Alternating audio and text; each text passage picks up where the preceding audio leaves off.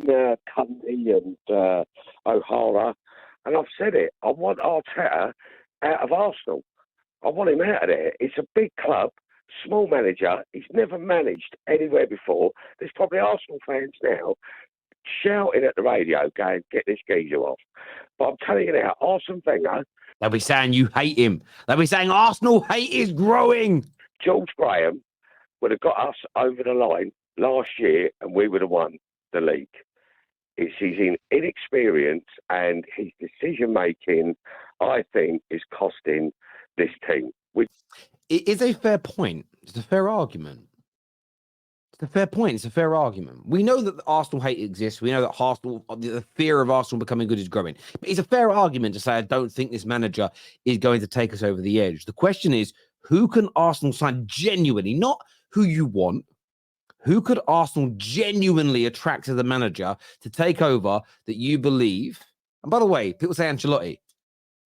Do you really think Arsenal can take Ancelotti from Real Madrid? I think they can. I don't think they can. That's the point here. You have to think logically. I get wanting him out, but don't let your hatred of Arteta cloud your mind. Who is better than Arteta, who you could genuinely sign, who you think guarantees you to beat Klopp and Pep to the Premier League title? I'd love to understand your take on that. I really would. By the way, smash like buttons. Make sure you're subscribing. Make sure you're checking us out on our TikTok. Scan the QR code on the screen as well. Got a great set of players. I've got big faith in them, but I just don't have faith in the manager. It's interesting what he says there as well, because, and I'll just put in Lee up. I'm going to chat about leasing in a minute. They do. This is why I wouldn't say there's an element of win-win in here, though. If you believe you can get a better manager and you believe the squad's good enough, then at least you know that the rebuild has been good. That's the positive element here. But let's take a little listen to what Lee has said after, of course, Arsenal drawing away at Anfield. And Arsenal are Christmas champions yet again.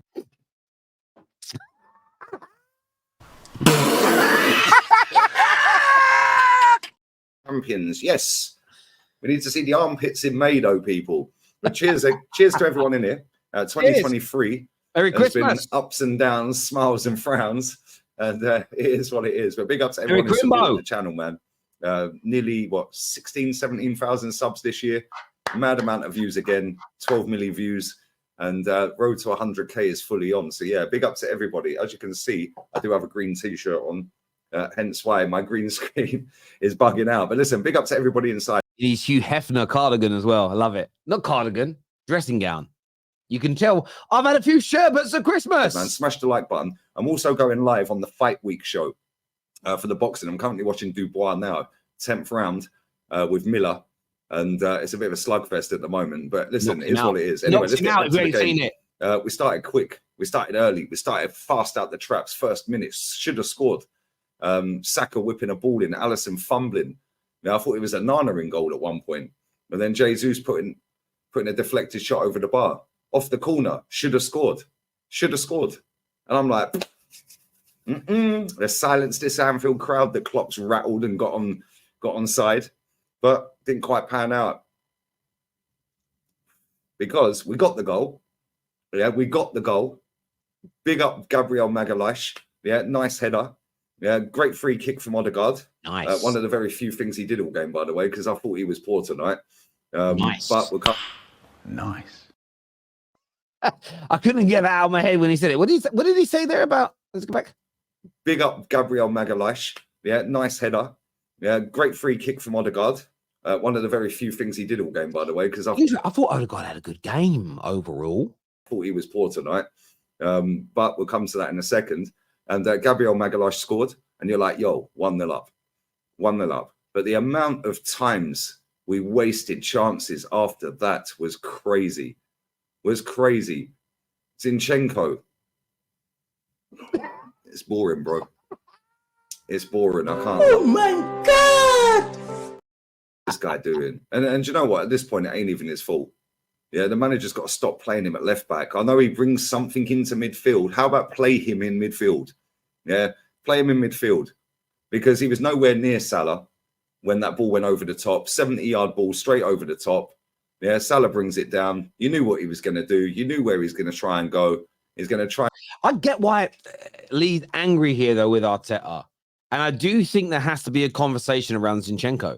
I do. And I want to know what you think and what you feel in the comment section below, because I think there's an element of, if you had a better defensive left back, you may win that game.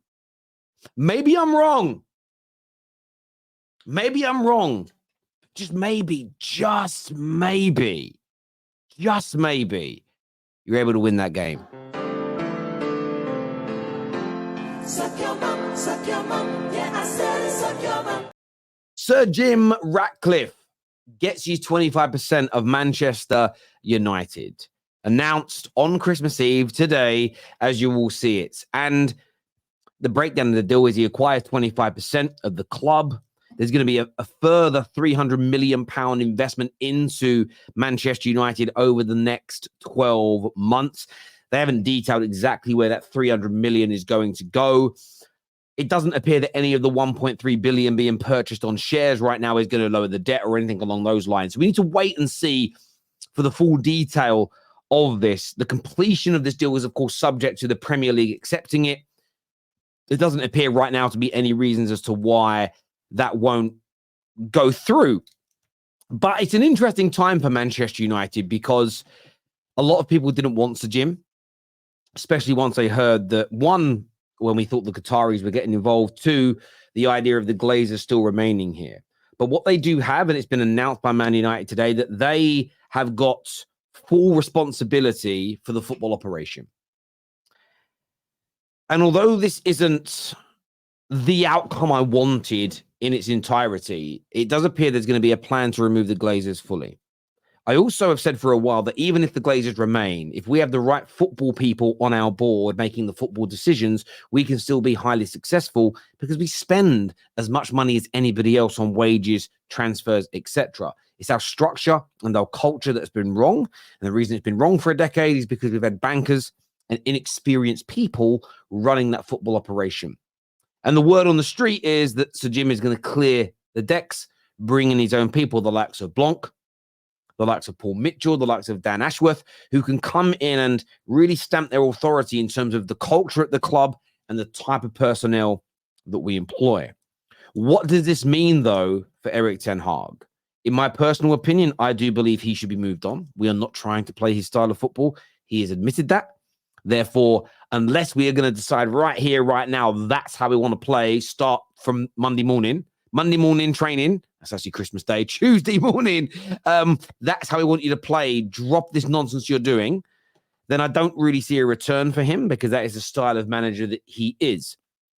So, look, from my point of view, there is an element of excitement about this takeover, but it is slightly shrouded with cynicism. You know, I'm skeptical about how good we can become, even with Sir Jim coming in, the money coming in. We need to see the full plan, as it were. But I am behind it from the perspective of I want it to work. I'm not coming at this from the angle of I hope it fails and I'm going to look for every single negative and I'm going to drag you.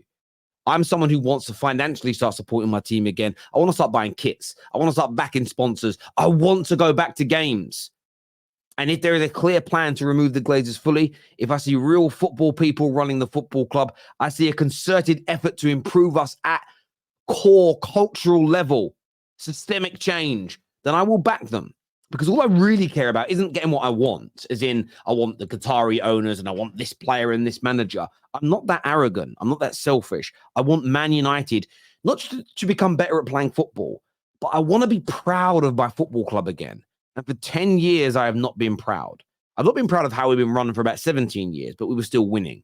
The last 10 years, how we've been run and our results on the pitch, based on how much we spend, has been nothing short of an embarrassment. But big news. I want your thoughts and I want your feelings about this news. Are you guys happy, Man United fans and rivals? Are you crying a little bit? Fans demanding change at Manchester United, some people wanting Erik ten Hag to go. Look, you can't argue with that. Some of the results have been absolutely terrible. I think the tactics this season have been abysmal. The football is awful. We're playing so badly. The midfield is just weird. Scott McTominay hardly gets on the ball. So right, so right. Doesn't score a goal, he has a bad game. Bruno Fernandes not really playing in his position. He's all over the place. And then you've got an 18-year-old trying to, marshal the midfield. It's ridiculous. It's absolutely ridiculous. And Ten Hag has to take responsibility for that. Maybe he isn't the man for the job. I would admit that. I back him, but maybe he isn't the man for the job. But where I jump in and say that you can't Is Mark being a flip-flop? sack Ten Hag is that Man United I'm only joking, by the way, for anyone who's triggered. We've sacked enough managers over the last decade. We've sacked 2 that I recall at Christmas, Ollie and Mourinho. And we ended up with interims. And the players that got those people being sacked are still here now. I think what Manchester United need to do, and hopefully Manchester United fans will agree with this, is we need to stop making the same mistake. We need to stop sacking the manager and blaming them. Some of these... Mark's right to a certain point. And what I mean by that is, and I mean this with no disrespect to Mr. Goldbridge at all, I think the manager's got to go irrespective. But where he's right, 100%, is this idea that just sacking him fixes us. Like I said about INEOS and Sir Jim coming in, systemic change is needed. You can still sack this manager, but still push for player power to be eradicated, as an example. Too many Man United fans are based. I can give you an example. I see it online at the minute. Hoyland getting dragged. And I think there's some fair criticism for him. These are the same fans who have defended multiple other players in the last decade for a lack of coaching, a lack of style, the way the club is run, the culture at the club, ruining their favorite players. But zero accrediting that same philosophy, that same thought process, same theory to a player they don't really like. And that's the problem with this football club. Everybody's out here defending individual players they like or attacking managers they don't really have a lot of time for. I swear this to you on my children, and I wouldn't lie about this. I would love Ten Hag to turn this around. I've got no personal agenda against him. I just don't believe that he can. Therefore, I want him to be moved on.